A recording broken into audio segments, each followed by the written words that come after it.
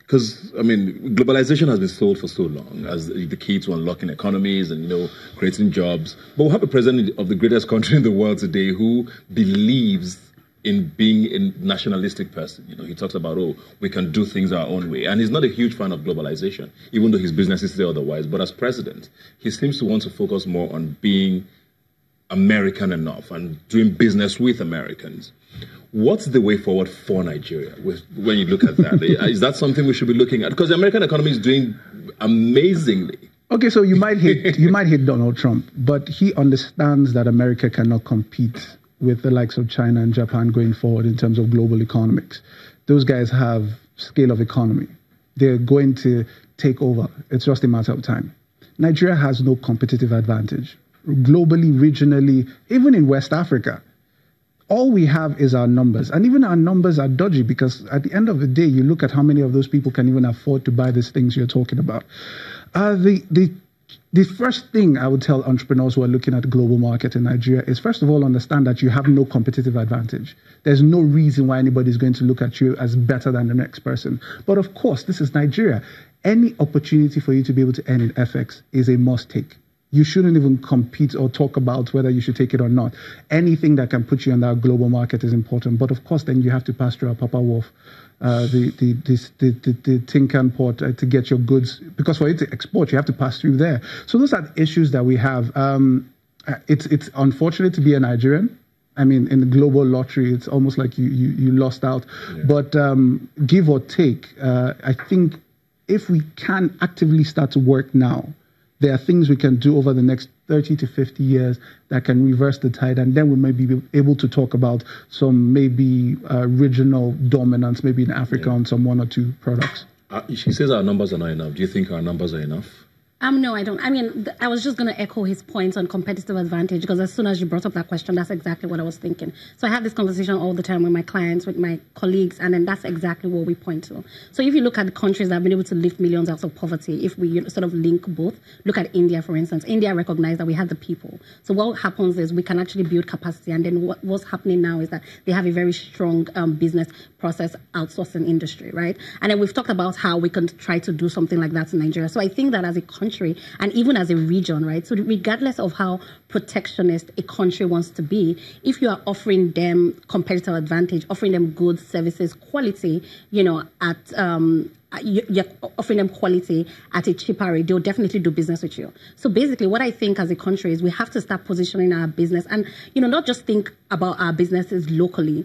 Just like Tunji had mentioned, for you to be able to earn in FX, you also have to position yourself as a brand, as a business that can earn in FX, right? You have to be competitive. So from day one, when we're structuring our businesses, from the support we get from the private sector, from the support we get from the government as well, we have to think about, these are businesses we want to put on the map. And then as a country, we have to think about what's that thing we can do with ease? What's that thing that we can do and people can recognize us for it? All right, we're going to take a break now. When we come back, very quickly, we're going to wrap up and talk about what young people should be looking out for, what sort of strategies they should be coming up with to survive. I mean, he says, quote unquote, I'm quoting you, it's unfortunate to be Nigerian in the global space. So what sort of things should we do to be more fortunate, with our small businesses? Because, times are hard and we need those coins, right? We do. We'll be right back.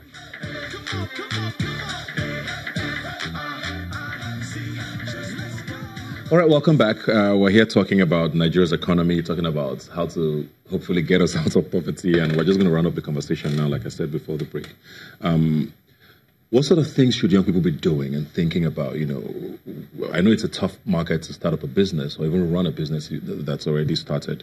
What sort of things, strategies do you think we should be doing? So you advise SMEs, I know we're not paying you for consulting here, but what should we be looking at?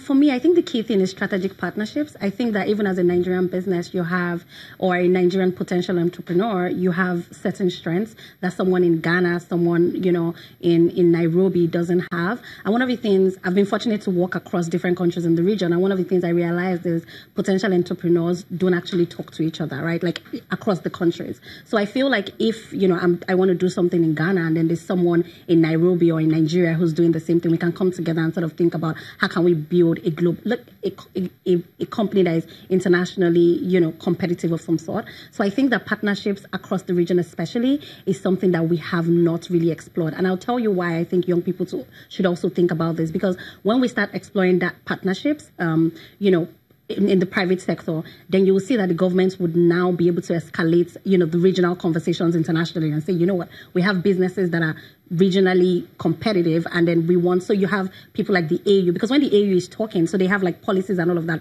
but they don't have examples that they can put on paper, right, to say this is working on the continent and we want to escalate internationally. So I think that if young people across the region can start thinking like that, and then it would help us enable us to have that conversation internationally as well. Yeah. Andrew? I think... I think we should take advantage of the fintech drive for two reasons. One, it's scalable, easily scalable. It's easily transferable to other African countries. And most importantly, the government hasn't gotten across to regulating it yet. I think they just got across to regulating the payment space of the fintech, but the other guys, loans and the rest, they've really not gotten there. And that's good. That's a good thing. Once government comes in, then it goes belly up. But I think they should look at it because, of course, then you can also access funding. It's the easiest space to get funding as a Nigerian entrepreneur globally, if you're in the fintech space, because they understand the ways fintechs can be scaled and things like that. So I think they should take advantage of it. You don't necessarily have to know how to code to get into the fintech space. You can get partners who can. All you just need to do is know how to run businesses, especially within the Nigerian context, and have it succeed. Yeah. I know we're not supposed to talk politics here, but campaigns are just about to start. But from what you've heard so far, are you excited with regards to plans for the economy from our candidates? Yeah, I am. You want me to tell you the candidate I'm most excited about? Feel free. Feel free. So I have a very soft spot for Auntie Obi because I think that she has the credentials. That's what everybody has seen, and then her heart is in the right place. So yeah, and then I've looked at a couple of papers and talks that she's had, and I think at least we're having important conversations, and I'm happy like someone like her is actually coming out. Yeah. You think her track record stands for her because she's been in government before? Yeah, she's been in government. Yeah, I think so. I think she's been in government.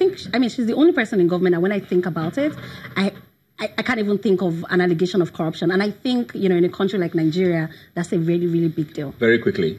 I've gotten to speak to Kingsley Moghalu, and actually, his mind captures the issues in the holistic point of view.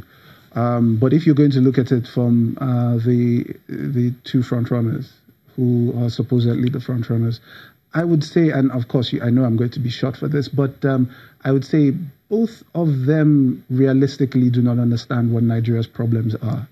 The new guy seems to feel he has something he's going to unveil in a couple of hours or something like that.